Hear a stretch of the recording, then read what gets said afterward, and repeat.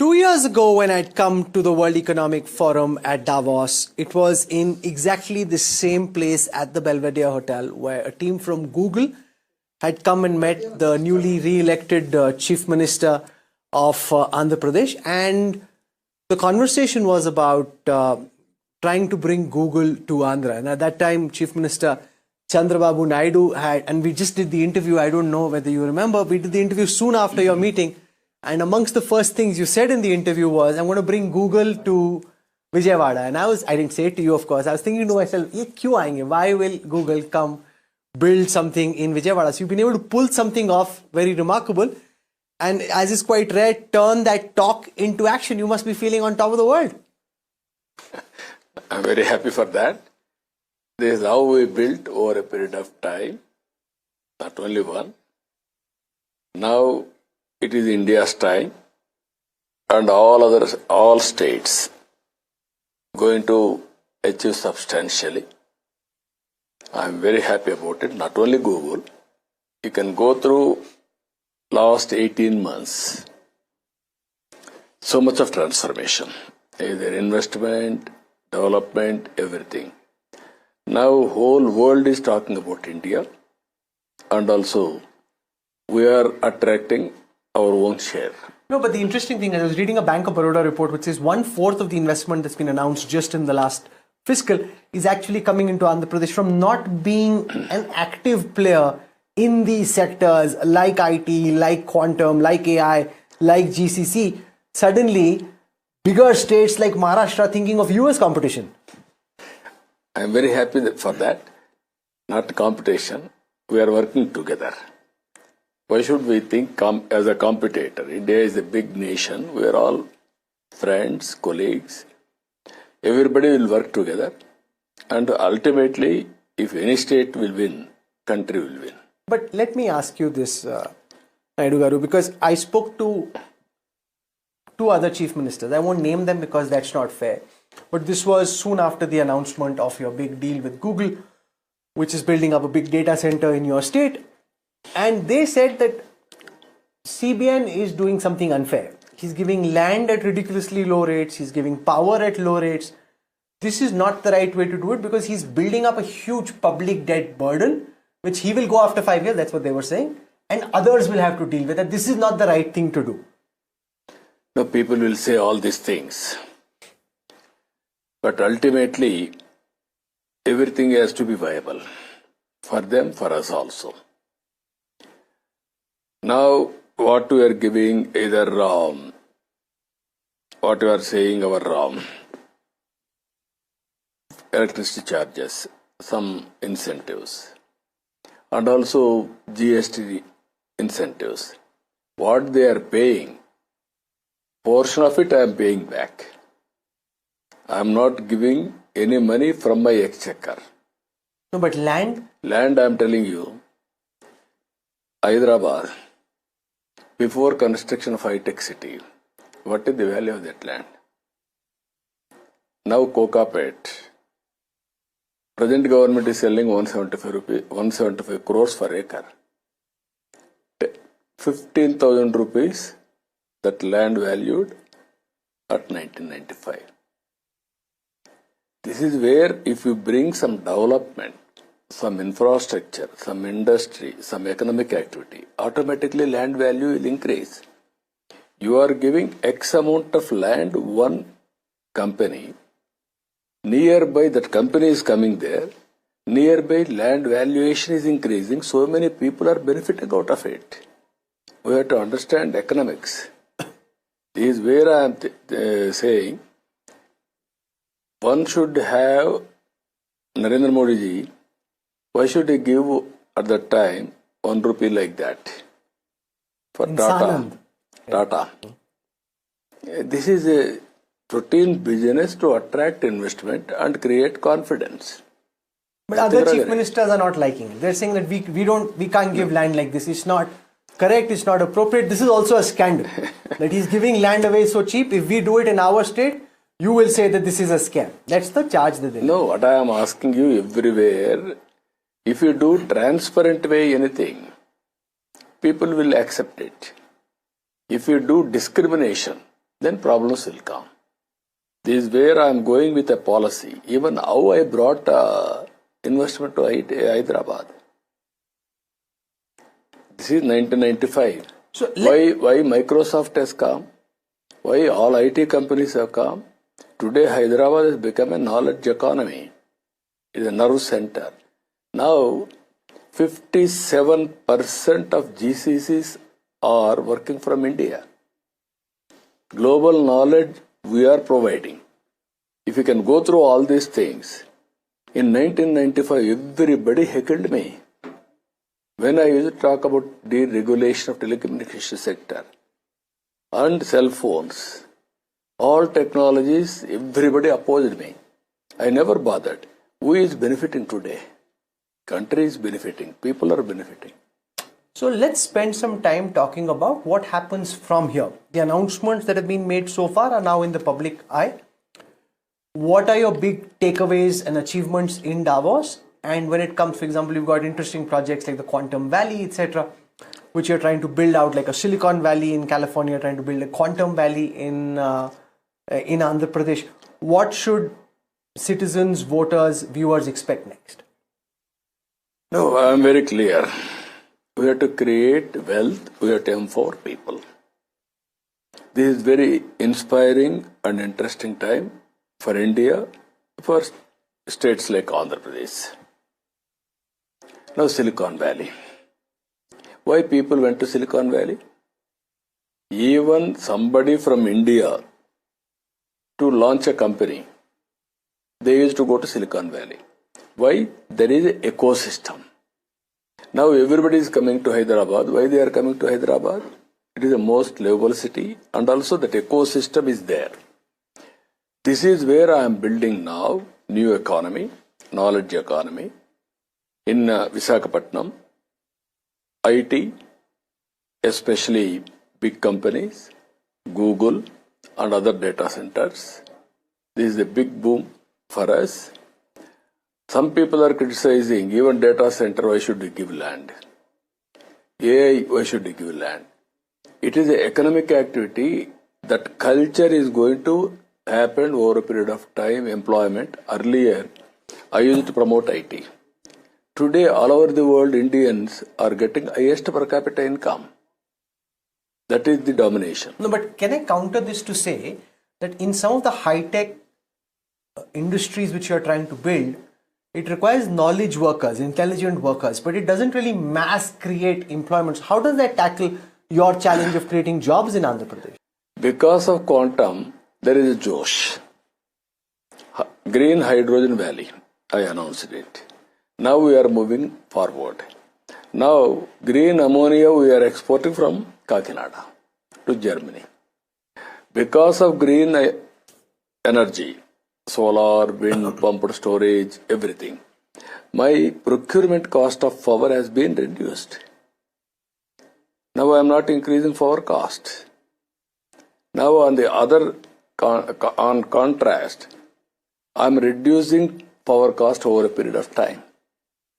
So, but let's speak about the This is ecosystem where, effect. Quantum is at the very bleeding edge of technology at this moment. Even as I was speaking to global tech gurus here, they weren't sure of how soon quantum is going to come in form and shape, how near quantum is to actual fulfillment of promise.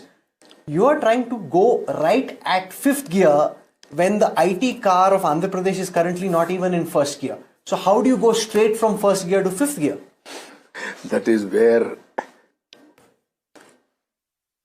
total expectations or assessment. When I started IT journey in Hyderabad, anybody expected? I didn't have engineering colleges, 25 engineering colleges. I made 300 engineering colleges. I didn't have IT companies. I went to California, total America, 14 days. I brought everybody. That is how I built knowledge economy, biotechnology, and also financial district, supporting infrastructure. When I thought, everybody used to ask me how to come to Hyderabad. Come to Bombay, stay overnight, next day you come to Hyderabad. They will say, why should I come to Hyderabad? I can do business in Bombay and then go back. That is where open sky policy. That is first Emirates flight to Hyderabad. Then Emirates flights everywhere. Now, the same is true for Vizag. Connectivity is still not very good. Now international porters come. What I am saying, all these things will be there. But we have to put efforts to fill the gaps. No, but connecting dots. Concern from an investor's perspective could be that since you're trying to create an ecosystem which doesn't exist at the moment, what if there's a government change 3.5 years later? What if there's a new chief minister? And we've seen in the past, particularly in the case of Andhra Pradesh, that the new government didn't care for your projects from the past and they had their own plans, and that then left important investors, including those from Singapore, in trouble. This time, it won't happen. Why, sir? You are going to watch. You won't lose, or... That is what I am asking. How Gujarat is maintaining for 25 years. How other states are maintaining. Welfare, development, good governance, that is the combination, and regular communication to the people. What they expect, we are delivering. We will deliver. Earlier I didn't do politics. It is a political governance. Now you are doing politics. Political governance I am doing. You're saying earlier you didn't do politics. You're saying earlier you didn't do politics. I didn't. In democracy, I had to look after my cadre. I had to enthuse them. Tomorrow they are the persons to stand by party or take our ideas or in booth protection, everything. So this time whenever I'm taking all precautions, never we lost elections. Only sometimes with obsession, only development, then we'll have a problem. So you had this one mega announcement in the form of the Google data centers. What else is in the project pipeline at this moment? What big announcements can people expect? So many things are coming. Now, next month, very soon Google is going to start the work. 2.5 years they are going to complete. Now, yes, your Mittal.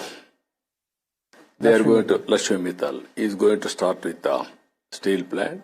We are going to construct Steel City itself. Then BPCL refinery is coming, around 1 lakh crore investment. And also Rayalaseema Steel Plant. Next month we are going to lay the foundation. All projects what we signed, we are going to launch. At the earliest we are going to complete. I remember last time you were talking a lot about shrimps, exports, etc. Now because of Donald Trump and tariffs in the United States, is that a lesser priority now? No, not lesser. How are you looking at the uncertainty caused in geopolitics because of what President Trump is doing? No, you can watch one thing. Somebody will create some problem. That is external. We are able to navigate alternative markets. Now, this year, my highest growth is aquaculture. They are doing very well. They are going Europe, they are going some other country and establishing their markets. It is happening. If you see now, I have changed total agriculture practices. We are number 1 in horticulture. Fruits, vegetables, all these things we are number 1. We are number 1 in aquaculture. Slowly we are shifting demand-driven crops. People are changing their habits. We are changing our pattern of agriculture with the technology, everything. Ultimately, agriculture is the biggest advantage for Andhra Pradesh. As on today, 35% GSTP contribution agriculture. No other state is getting this type of advantage. So we are not leaving. Aquaculture will be there. Our horticulture will be there. Araku coffee will be there. You've always been a futurist and a technologist and very passionate about emerging technologies. How do you see artificial intelligence impact governance in the Indian federal context? It is a big game changer. And also, tomorrow there will be better technology compared to AI, improved version. That is going to happen. Now, India, if you can go through, once we had a problem, power.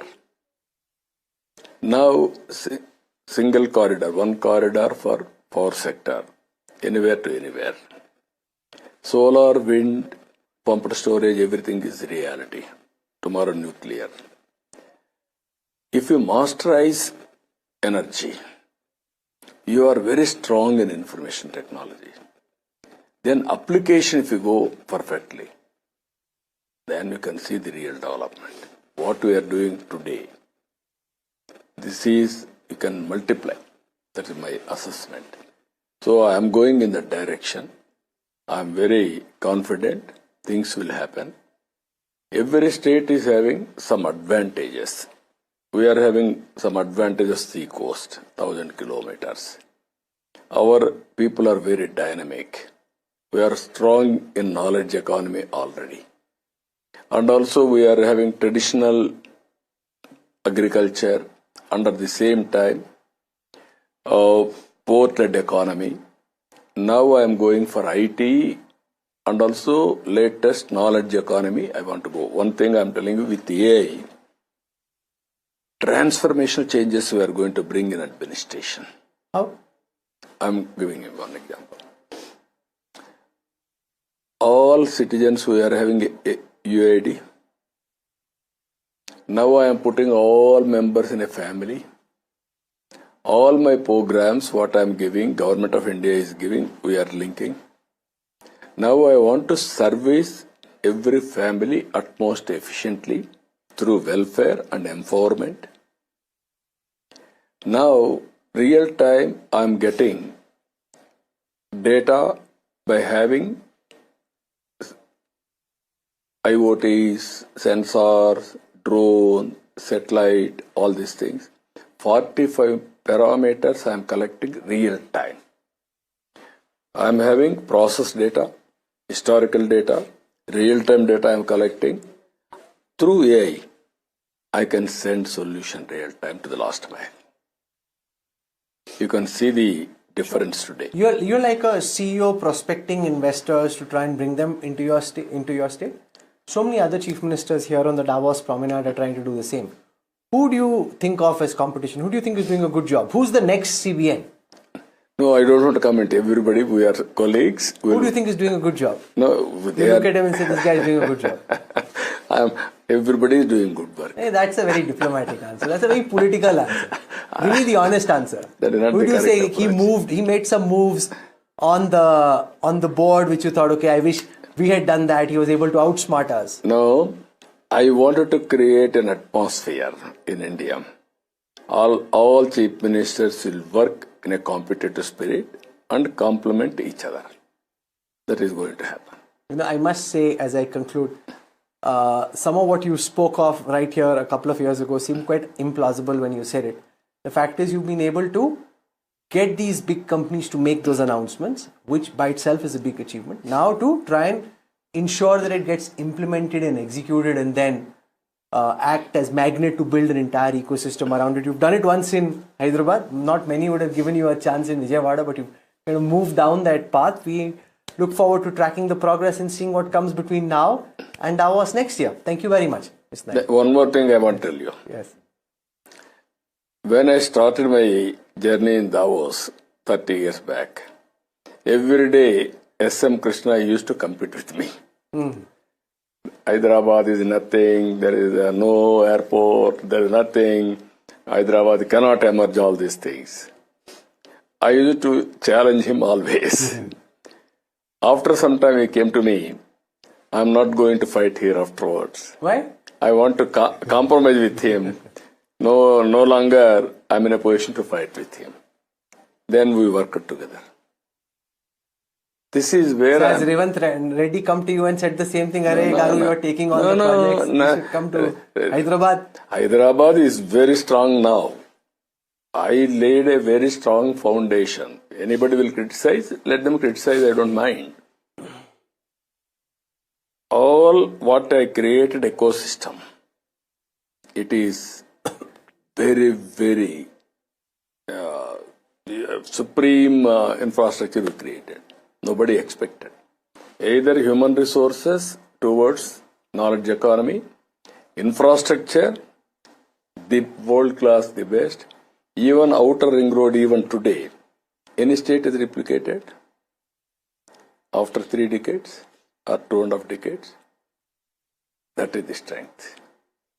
Airport, everything, widening of roads. So next time we'll have to come to Vijayawada and do a big NDTV conclave. Yeah. When you make one of these big announcements, hopefully Yes. in Vijayawada itself. Thank you very Yeah. much, Mr. Naidu, for giving us time, and all the very best. Thank you. Thank you, sir. Thank you. So much. Thank you. Thank you. Very nice of you. Thank you very much.